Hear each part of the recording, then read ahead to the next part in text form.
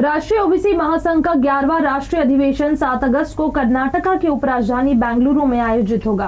अधिवेशन में महाराष्ट्र के मुख्यमंत्री देवेंद्र फडणवीस और कर्नाटका के उप मुख्यमंत्री डीके शिवकुमार सहित कई प्रमुख नेता शामिल होंगे। इसकी जानकारी महासंघ के अध्यक्ष बबन राव तायवाड़े ने दी। उन्होंने बताया कि अधिवेशन में ओबीसी समाज से जुड़े विभिन्न मुद्दों पर चर्चा होगी। साथ ही तायवाड़े ने मराठा नेता मनोज जरांगे पाटिल के बयान पर पलटवार करते हुए अधिवेशन में शामिल होने का आह्वान किया।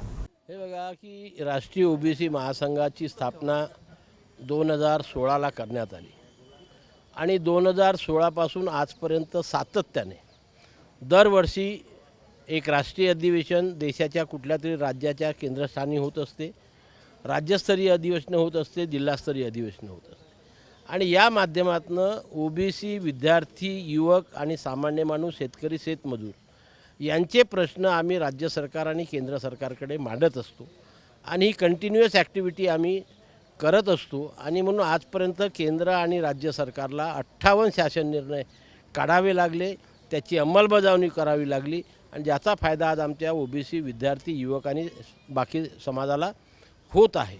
परंतु हे 58 GR निघाले, अंमलबजावणी झाली म्हणजे ओबीसी समाजाचे प्रश्न सुटलेले नाही।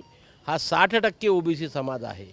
आजच्या घडीला आम्ही जे अवलोकन केलेलं आहे त्यानुसार 26 प्रश्न हे ओबीसी विद्यार्थी, युवक आणि जनसामान्यांच्या वेलफेअरशी संबंधित आहेत, त्यांचं जीवनमान उंचावण्याशी संबंधित आहे आणि मग या 26 प्रश्नांवर त्या ठिकाणी चर्चा करण्याकरता म्हणून हे 11वं महाधिवेशन महात्मा ज्योतिराव फुले यांच्या 200व्या जयंतीच्या वर्षानिमित्त बेंगलोर येथे होऊ घातलेलं आहे।